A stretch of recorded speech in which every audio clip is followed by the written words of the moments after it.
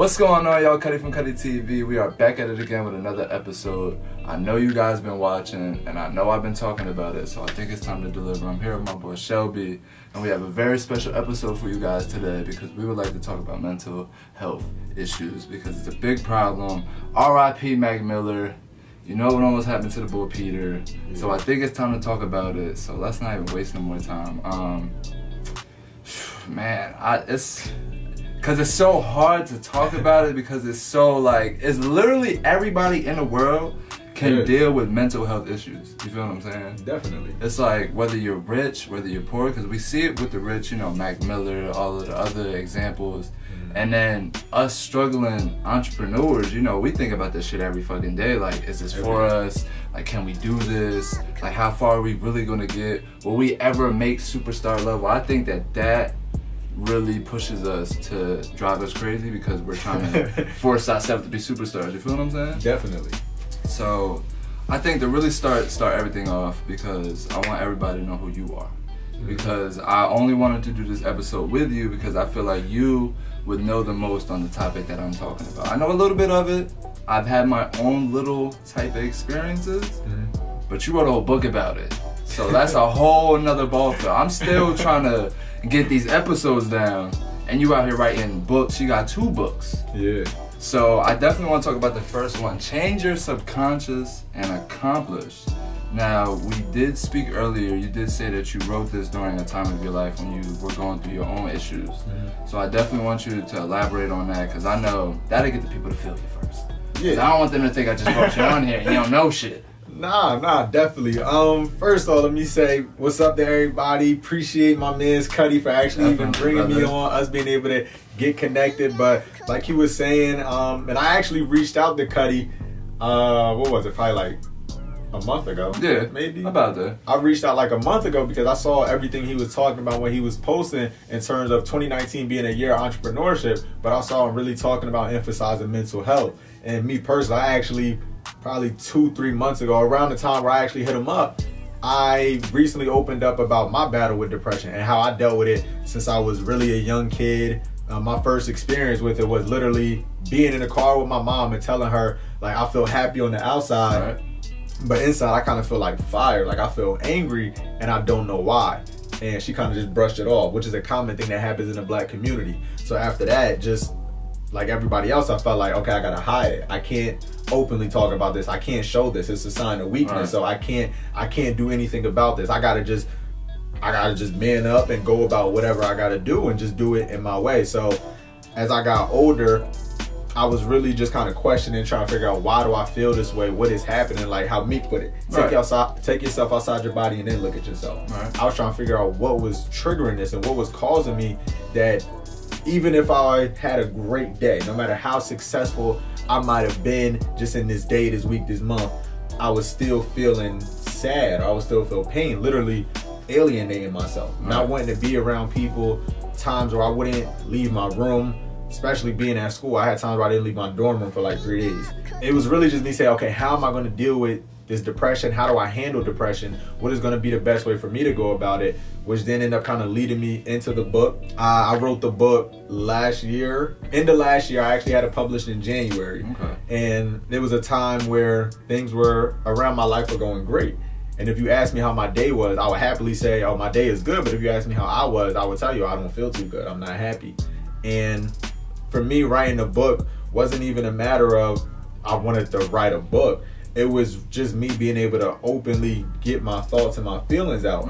And being an active reader, I read multiple books that talked about the psychological aspect of life and just how we go about things, how we look at things and think about things. But I was always questioning, okay, well, how do I do this? How do I get to that point? So for me, it was a matter of, you know what?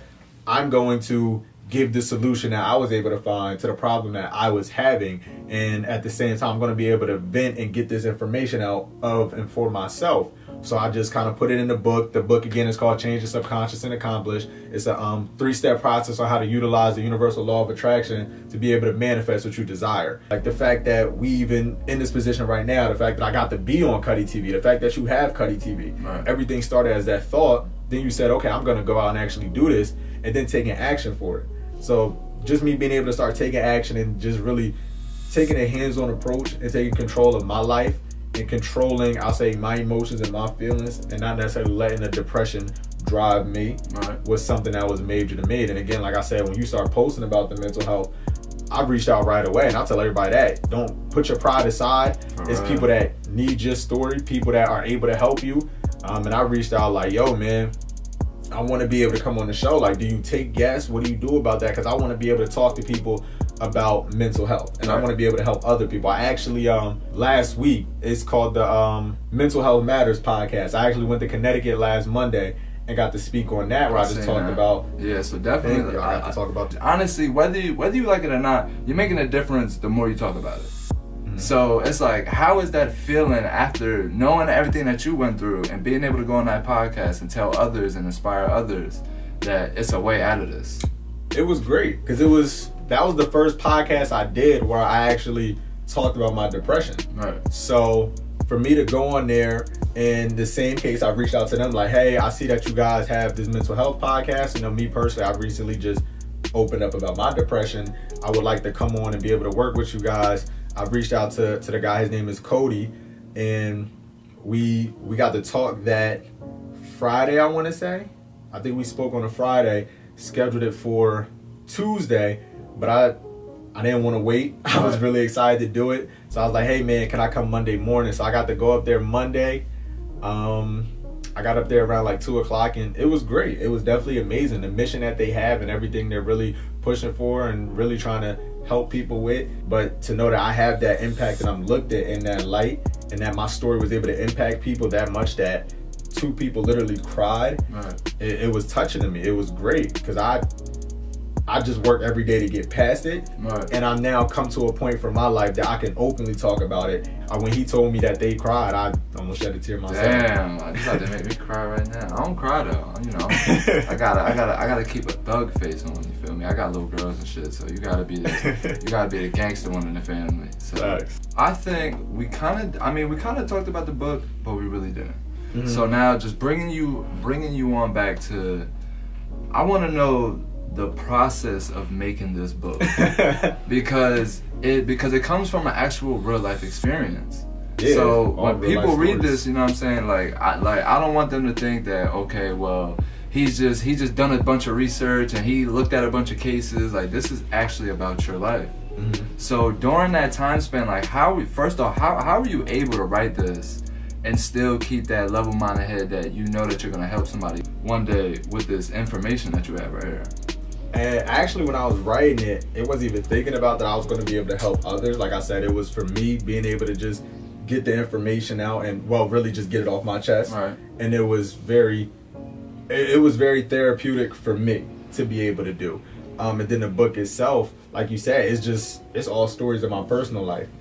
And I remember Gary Owen actually said this, and they asked him about listening to other comedians, and he said, I don't even listen to other comedians, so all my material and everything I do and say is all organic. And I look at it that same way. I do read a lot, but I don't really pay attention to what authors are doing or speakers or anything, because I want to continue to be as organic as I could be to me. So with the book itself, I actually wrote the book within about really like 5 days.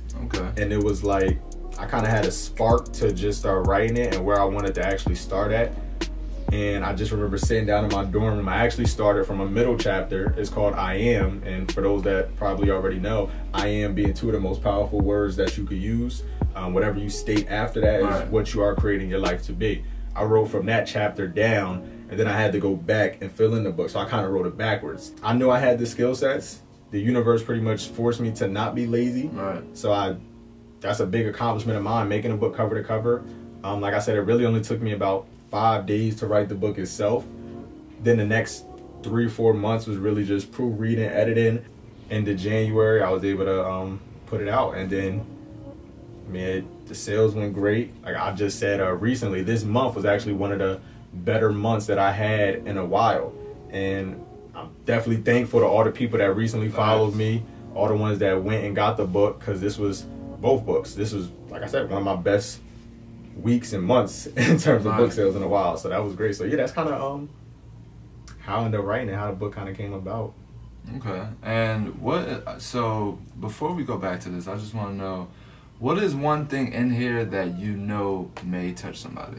Like, cause you read the whole book, front to cover. You did the cover, so you know everything inside out. So I know, even with like my videos, it's like I know there's certain moments where I'm like, if somebody watches that, when people watch that, they're gonna be like, oh.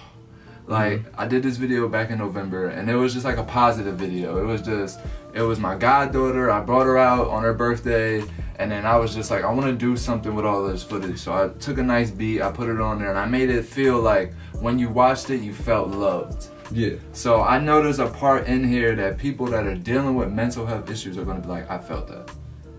I would say probably, I mean, I guess it's kind of my favorite part as well, but just the epilogue of the book. Okay. Because in the epilogue was when I just kind of go through the whole story. Like, at the time when I was writing the book, I didn't know if I was going to go back to school because I had a chance to go play professional basketball. So I was deciding between going overseas and playing or going back to school and finishing out my last year. Literally everything I say in the book and how I went about it, meditating every night, just affirming that I'm going to be able to have that 3.0, staying consistent with everything I was doing, just keeping my vibrations up, continuing to stay positive even when I was feeling that doubt and feeling that anxiety. And in the whole epilogue, I just talk about how I literally, that whole situation, needing that 2.0, how the end of the semester came, I walked down to my admissions office to find out what my grade was. They said they didn't have it yet. So I had all my stuff packed up. And I was like, if I don't have this 3.0, I'm going home. Yeah, I'm done regardless of if I'm dropping out of school end of this school year or middle of this school year. I know I'm done. So I had like everything in my room packed up. I had called my coach and just told him, ironically at the time, I had an aunt that had just died. So they were going to be having a funeral within a couple days anyway. So I told him, hey man, I'm going home for the funeral. Like I didn't hear anything back about my grades, but just like, I'm going home about the funeral because I was stuck. I was hurting because I didn't know if I was going to be able to play, so I was nervous about that. I talk about that in the book as well. I had to sit down and have a conversation with my coaches. It was, I would say, a life development and definitely a growth moment for me because I really had to kind of be a man and step up in that position and openly say what was going on and what was happening. I was scared. I didn't want to talk to my coaches. I was scared of what might have happened. So that right there is like my biggest thing. And I talk about in the epilogue again, how I was able to come back the second semester and I was just literally walking that regular path I do, going to class or going to the caf, whatever. We were on the far end of campus. So just walking back to the other end, I'm just like, man, everything worked out for me. Like I have a saying for myself, and it's preach what you practice. So not practice what you preach, but preach what you practice. So I literally I was practicing and doing everything before I started to talk about it. Right. So to really just watch everything come into fruition as it did and as it does, it's a beautiful sight. Like, it's just amazing. So that, I would say, the epilogue of the book. So just flipping right to the back, that kind of tells you the whole story of what the book is about. That's dope. The 2019 is the year of the entrepreneurship. That is my thing. That's what I'm pushing. I'm hoping every time I see it on the story, it motivates me. Yeah, right. Like, that's what I want to do. Make sure I'm doing something. I hope that this year, I can't let Cutty down. If you're an entrepreneur, that you are focusing on your craft. Yeah. And that you are going 100%. And the reason why I do this is because it's my craft. This is what I love to do. I love to sit down. I love to be able to interview people. And I love to be able to get their stories out to the world. So behind this book is a story. And the year of the entrepreneurship is getting your story heard. So I do want to dive in just a little bit into, you know, the after effect of the book. Because obviously you wrote the book while you were going through something. But I know your life changed after it. Like, I know it's because then you wrote a second book and it's just, now you got a clothing, you know, you got a whole empire now. Yeah. You know what I'm saying? But you went from, you know, not being, like, you were scared to tell anybody to now you have an empire. So it's like, I know that we definitely got to talk about that process, you know, just the struggles that you went through that process, the after effect, what you got out of it, you know, the good things, the bad things, for real, because it's like, that's what people want to know, because these are life-changing events that happen to you that bring out positivity. Yeah. And, you know, you went through what you went through, and I'm definitely glad that you're still here with us. But it brought more out of you. You know, now you have 2 books, you have your own business, you know, you got a whole little empire. So I think more or less, let's definitely start at that, because I know people. Yeah. Well, honestly, it even traces back way before writing the book, like 3 years before the book. It was going into my 2nd year of college. I was at a school in North Carolina, D2 school. I went there actually as a walk-on on our JV team. And after the season, my coaches were telling me, hey, we want you to play on the varsity team, but we don't have any money for you. So at the time, my thought process was just kind of like, all right, well, I don't really have the money to stay here. I don't feel like I'll be able to afford the school. Obviously not thinking how I think now, not being in this frame of mind that I have now. I was thinking I wasn't going to be able to afford it. And it was already scholarship players in front of me that weren't getting playing time. So what makes me think that he's going to play me over people that he already gave money to? So I chose to leave the school, and even before like the last day of school came, I actually went down to Virginia to visit my brother during beach week, and he was living in Norfolk. So I went down there. I haven't seen him in like, it was probably 5-6 years at the time. So I went down there to go visit my older brother, and at the same time my girlfriend was going down there for beach weekend. So I had a choice between going to beach weekend or even going to see my grandmother who was in the hospital. So I'm thinking, all right, I'm gonna just go see my grandmother later. I went down to beach weekend. Me and my brother were about to go get something to eat. I was crossing the street. It was a 3-way intersection. So all the cars had stopped to let us walk by. It was a dude that looked right, then I guess didn't look back left. He just kind of shot out, and I got hit by the car. Now, it was a situation where I didn't know if I should dive to a certain way, but I knew that I needed to go over the car if I was gonna live, because it was somebody, rest in peace to Dejour. He got ran over by the car. Damn. Yeah, it was around that time. So it was knowing what happened to him and him getting caught under the car. I knew that I had to go over if I'm gonna live. So I remember getting hit, rolling over the car. I heard cracking in my shoulder. I felt my shoulder slide out of place. I hit the ground. I felt my shoulder, like my arm legit probably was out to like right here. And then the impact sat me back up, and I felt my shoulder kind of slide back, but I was walking around like with this much distance between my arms. My shoulder had dislocated. And then, as cliche as it is, I've always been known my whole life as a shooter. So being a right-handed person, I threw off my whole game in terms of just how I played. So moving forward from that, being the fact I was coming back home, unfortunately, like a month later, I walk in the house and my parents tell me that my grandmother had died. So again, making that choice between pleasure and family, I made the choice of pleasure, thinking I'm going to be able to go see her later, obviously not knowing and not thinking the next time I'm going to see her was going to be when she was in a casket.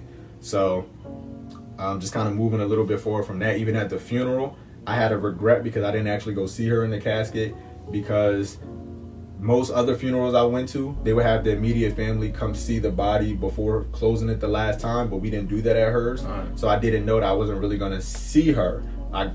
Obviously, I got to see her just kind of from looking, but I didn't really get to walk up to the casket. So I had a regret of that. And then, again, time moved forward. I started at my new school. I was going to Mercer County. I was going there. I went there for a workout, and the first day I went there, my coach had told me that I don't like you. You remind me of a player that I had before. Me and him didn't get along. So for me, it was like kind of a challenge. I never had a coach tell me that before. I've always been known as I've always been known as somebody that was very coachable. If anything, my problem would be trying to do exactly what the coach was telling me and not still playing my game. So, I mean, I went there.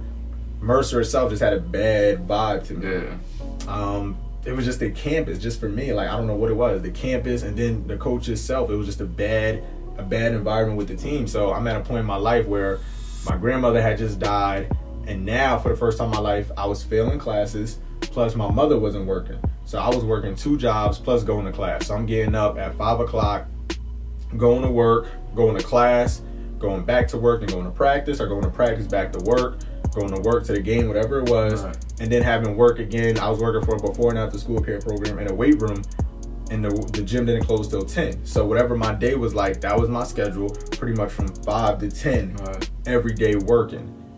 Moving forward from that, I had dislocated my shoulder again, plus my coach wasn't playing me just because, again, he didn't like me for whatever reason. The team itself, I don't think we had even won a game yet. Damn. I had quit the team. I'd actually just quit basketball as a whole at one point. And I said, you know what? I'm just gonna work. It was, I mean, I felt like everything that I really worked for was kind of taken from me when I got hit by that car. All right. Time started moving forward. January came and I got a call from my girl at the time saying that my cousin had died, saying that they was hooping that night, or he was at the gym hooping, and it was all over Facebook and Instagram that he had just died. And I didn't know anything about it because I was at work. So it was then dealing with that. And then a couple months later, me and my girl were just kind of arguing. It was one of those situations where she trying to put stuff on me, and I found out, she finally opened up and admitted to it. She had cheated on me our freshman year at college, and she just now finally admitted to it, so it made sense why she would accuse me of stuff. So within these couple months, I'm working multiple jobs, a full class schedule, had quit basketball, my grandmother died, my cousin died, I got hit by a car. It was just a hard time for me. Right. And I literally was crying myself to sleep, crying on the way to campus. Like, the only thing that really kept me going was remembering in high school having a psychology class where we talked about smiling releases these positive endorphins in your body, and it triggers the dopamine levels in your brain to make you feel more positive and start thinking in a more optimistic way and having these positive things start happening.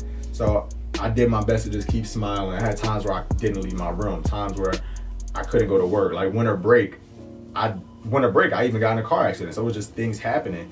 Right. Life was rough. Finally, the basketball season ended, so that kind of relieved that stress off of me. I stepped back in the gym, was just kind of shooting around. I hit my mans that I used to work out with all the time, like, yo, I think I'm ready to get back in the gym. We start working out some more. We started getting in the weight room more. Before I knew it, I really started making this change to myself, like physically. I was finally dunking consistently. For the first time in my life since I was like 5 or 6, I had a full 6-pack. Right. I was really shaping myself into a basketball player. Me and the girl I was dating at the time was finally officially done, and I had let that go. I was just really moving forward with my life, and I was very happy about that. I actually even got a tattoo at the time with the Hove line, "Nobody built like you, you designed yourself," and that was like something very positive to me, because I see that on my chest whenever I'm in the mirror, pretty much. So moving forward from that, during the summer, I got a call from my old coach, and he was like, "Yo, we got some money for you. We want you to come back and play."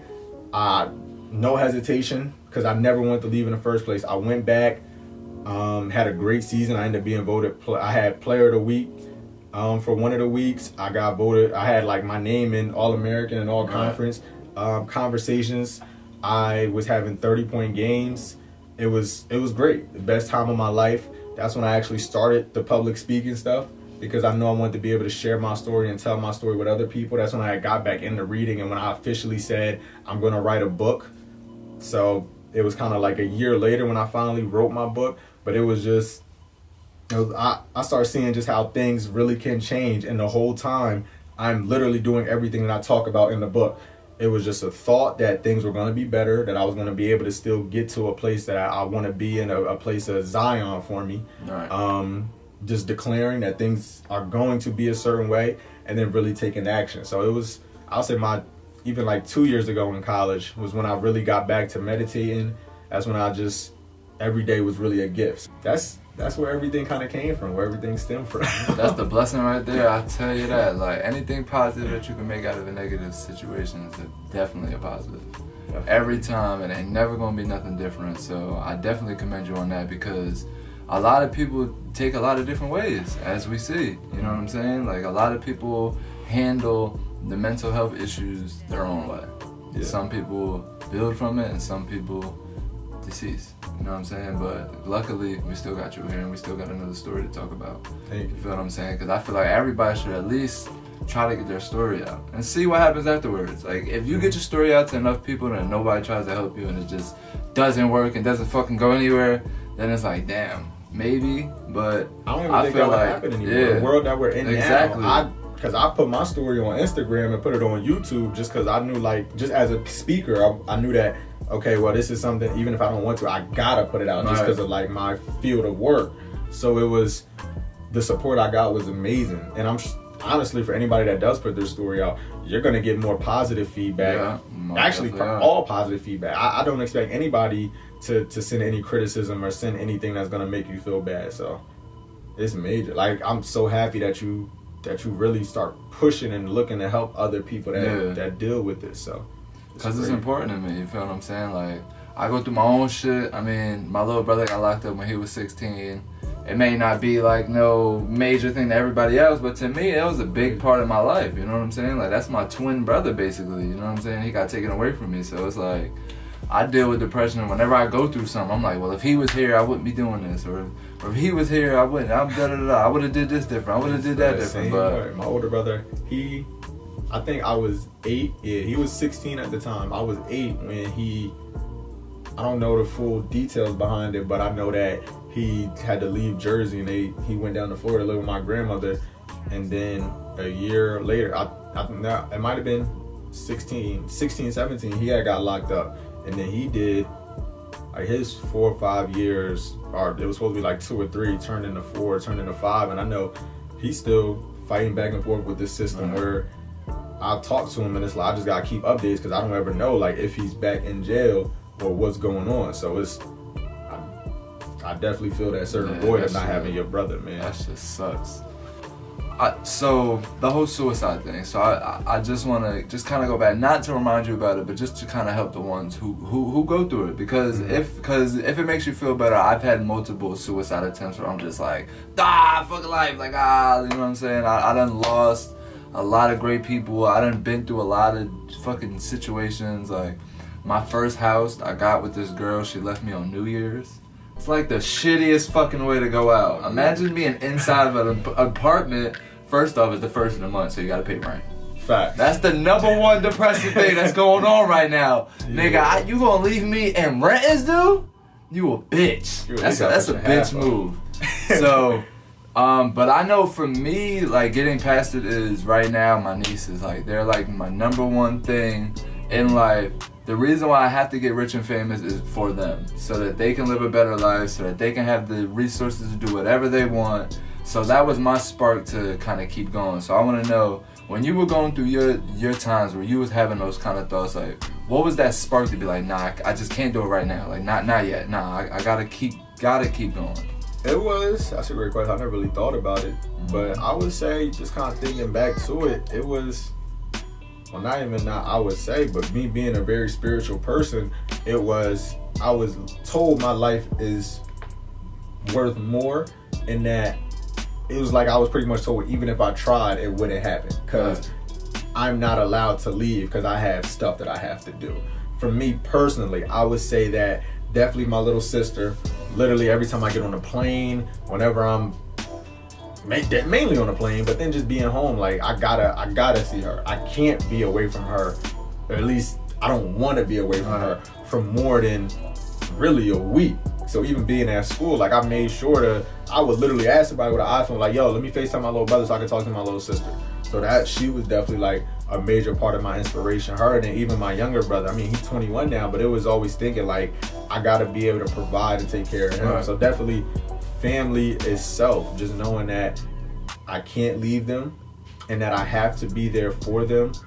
I don't necessarily realize the impact that I may have on people.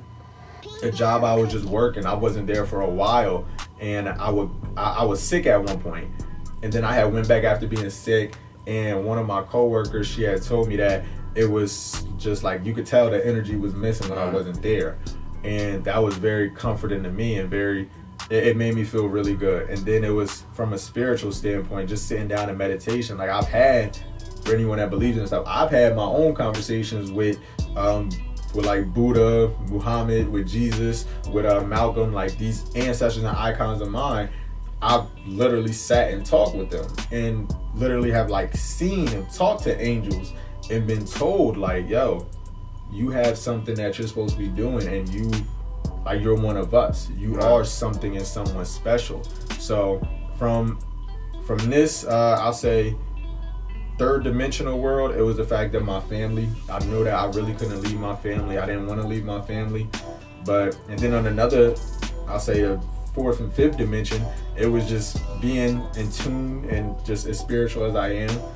It was really just them telling me, nah, you're on earth for a reason. Like, you really have a certain purpose. And I'm very grateful because I feel the certain calmness and poise in my life now. And from what I read, that's a sign that you are moving in the right direction. So that's how I handled it. Okay. I know that everybody who watches this will be happy as hell. You better be. I hope so. Because if these stories don't make you happy, I feel like I'm pretty funny, right? Yeah. A little bit? Definitely. I hope so. My man's Cutty. Anyway. So what would be your, because, you know, we don't know who's going to watch this. Mm-hmm. I would hope that if you're dealing with something that you're still watching this for the entertainment and also for the truth.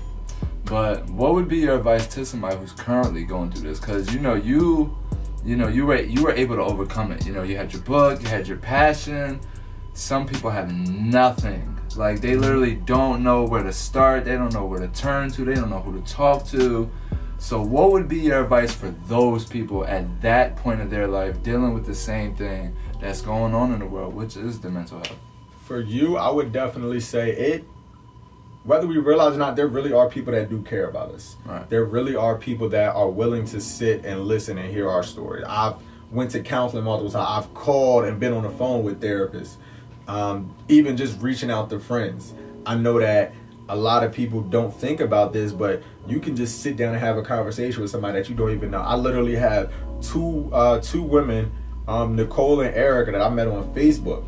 One lives, I forgot, I don't even remember where they live, but they both are two women that I met through Facebook, was able to have a conversation with, that led into me being able to openly talk about how I feel, knowing that they don't know anyone I know, and I never have to worry about that getting out. Right. So just literally meeting strangers, to be able to, another way I'll just say, like, literally connecting with people, like you and me, we talking about this right now, and it's just, we got to connect. And just even a couple weeks ago, we went down to the mall, just having a conversation, and just knowing that even just something like that, like just a conversation, I tell people all the time, and I think I probably told you that night, like, yo, thanks for accompanying me on the ride. So, because it's a lonely, life does get lonely. Hell yeah. And to have people around you is major. To know that I could reach out to people, like, well, we met in February. That's when the Melanin Market, so me and Cutty met in February, like somebody I got to connect with, start building with, and growing with.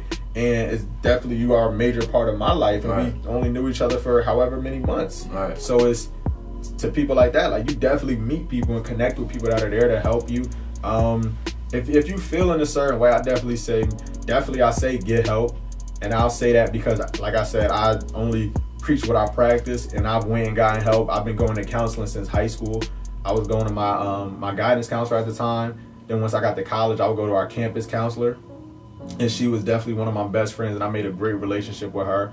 If you don't want to talk about it, at least call an anonymous hotline. Like, I'm not going to say don't talk about it, because I do feel like that is one of the best things you can do. And at least somebody should at least know of what is happening. So if you do choose to take your life, at least they can report back to your family, like, they did say this is what was happening. They didn't feel comfortable talking to their family, but they do have this and that together. I mean, definitely make sure you have a will and a trust and having things in order, knowing that at least if you are gonna do it, you do it in, I guess, the most responsibly way, I'll say, as crazy as that may sound.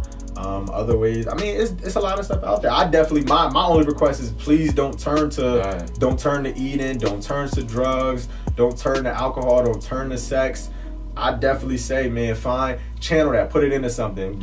Get in the gym. If you're going to eat, fine, and change your whole diet. Just become a vegan. Like, just eat a bunch of fruits and vegetables, things that's not really gonna hurt you. Get into yoga.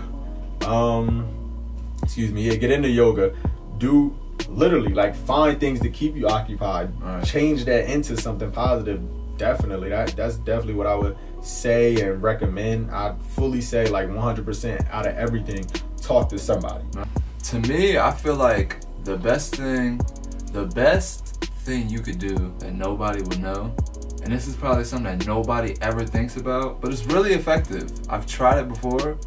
write a letter to yourself about everything that you're mad about.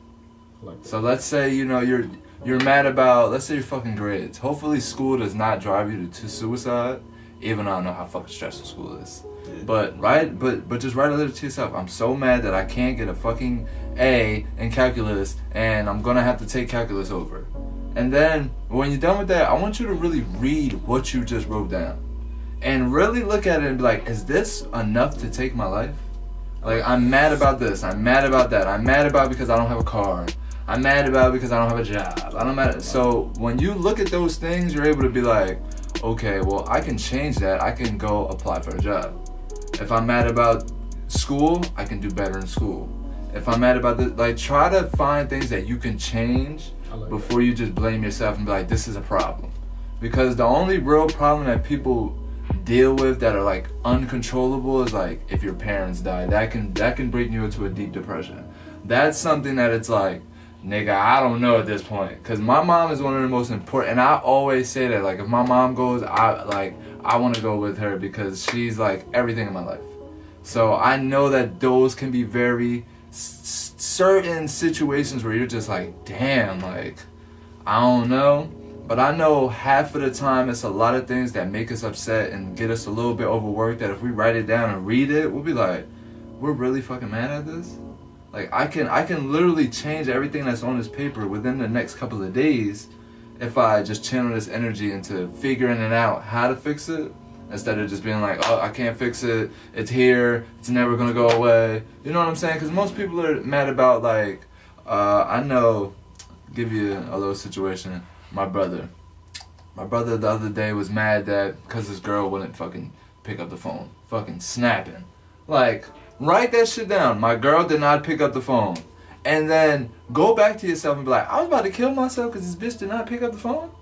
You know what I'm saying? Like, try to see the funny out of the situation, try to see the positive out of the situation, and see how you can fix it. If you're with a girl that doesn't pick up the phone, get a new girlfriend. It's the best advice I got for you. Just get a new girlfriend, because your life isn't worth somebody else's life that doesn't appreciate yours. Your life is not worth somebody else's life that doesn't appreciate yours. So don't take your life because somebody else doesn't see what you see in life. You know, it's a lot of things in life, and it's a lot of things I want to say to people, but the main thing I just want everybody to know is you can be whatever the fuck you want to be. I know I'm not one of the best motivational speakers in the damn world, but I'm gonna tell you how it is. You can literally be whatever you want to be, but you gotta literally just be it. Like, I turned into a celebrity. I turned into a celebrity by being a fucking celebrity, by not being everywhere, by being at the important things, by learning from the people that I want to be like, you know, studying, researching, putting in work in my craft. Like, that's what I want to be. If you want to be successful, be successful. Get up, start reading in the morning, start waking up at 7:30 in the morning, because when you have more time in the day, you can do more. Definitely. That's the way you could literally, everybody has the same 24 hours. That's literally the chapter right after the I am chapter in the book. It says I be, and that's like my first sentence. Be exactly who and what you want to be. Like, just start being it. Just be it. Everybody knows all about the negative things now. Now we're back on the positive note. You know, we're happy. We're here. We've overcome everything that we've been through. Yeah. It's a lot. But I want to know the mission statement for your clothing line, because you know I love New Jersey. I'm a big supporter of anything that goes on in New Jersey. Definitely. So I know between my mission statement of Jersey We On, I want everybody to feel the unity. I want everybody to feel together, and I want you to love Jersey as much as I do. Definitely. But this, I know this is you. So I need you to tell us about this right here. Yeah, well, I actually kind of got, I guess it's my phrase and saying on my arm. I got the tattoo done a couple years ago, and I knew I was going to start spending a lot of time out the state.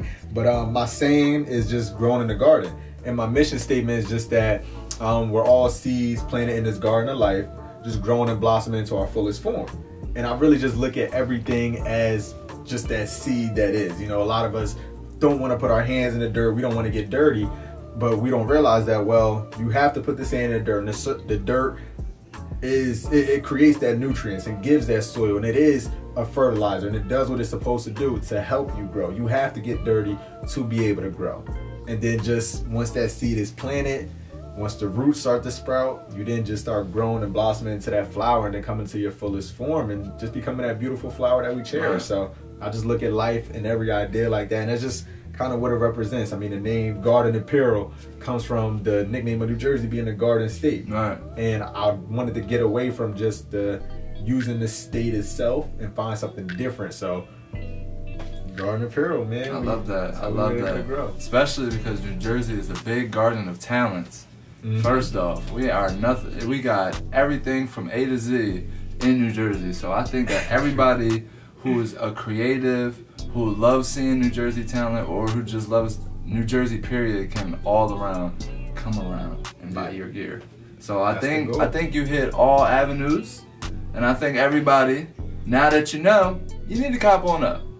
But I think we should give them a free opportunity to get some, at least. So what my guy's gonna do, exclusively on Cutty TV, he's gonna do a free giveaway on Cutty TV, and I'm gonna let you do a little bit more details about it. I ain't gonna talk for you.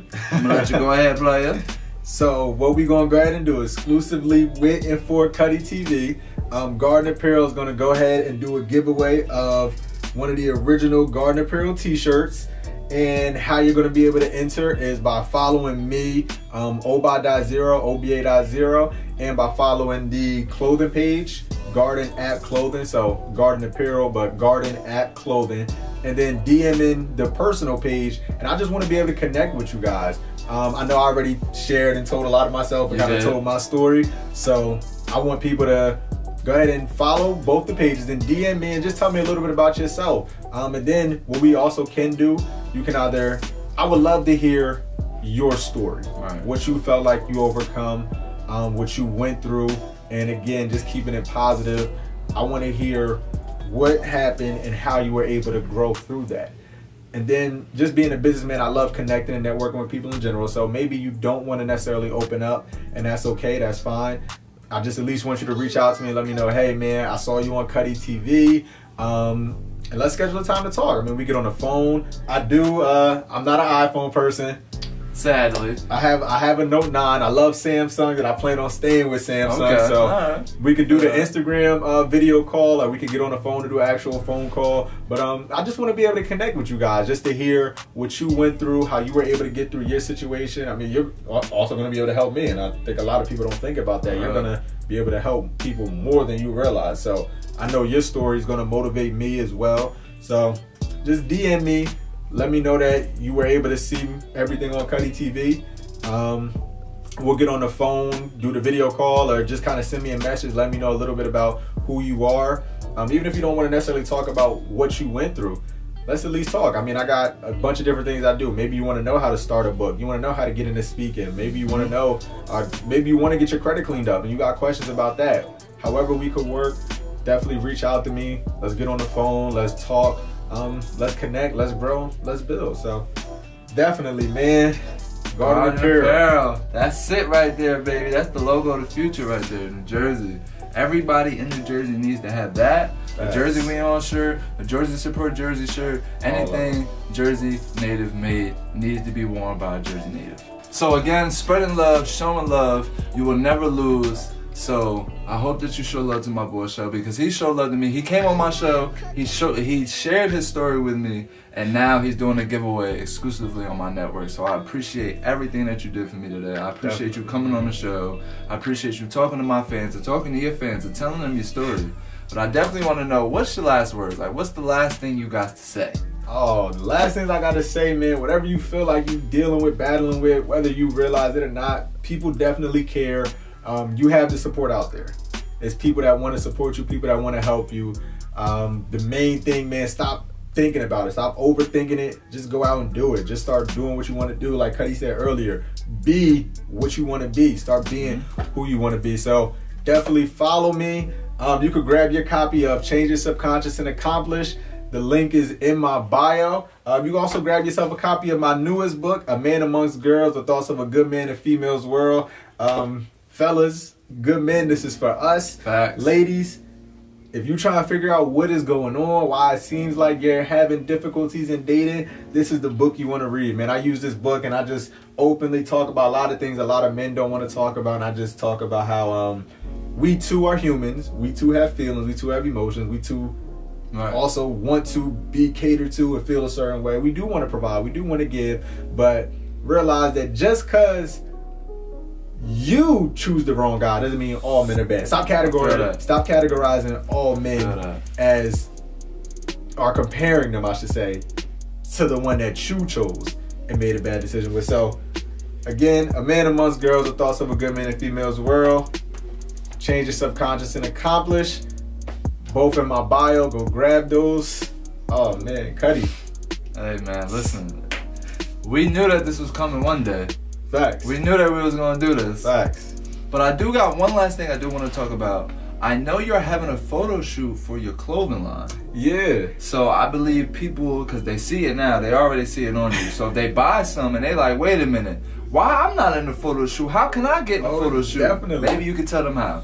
Happy you brought that up. Completely forgot about that. So March 23rd, I believe that's a Saturday or a Sunday, around 12 o'clock, 2 o'clock is looking to be the start time. Between that time frame, or 12 and 2, we're going to be shooting.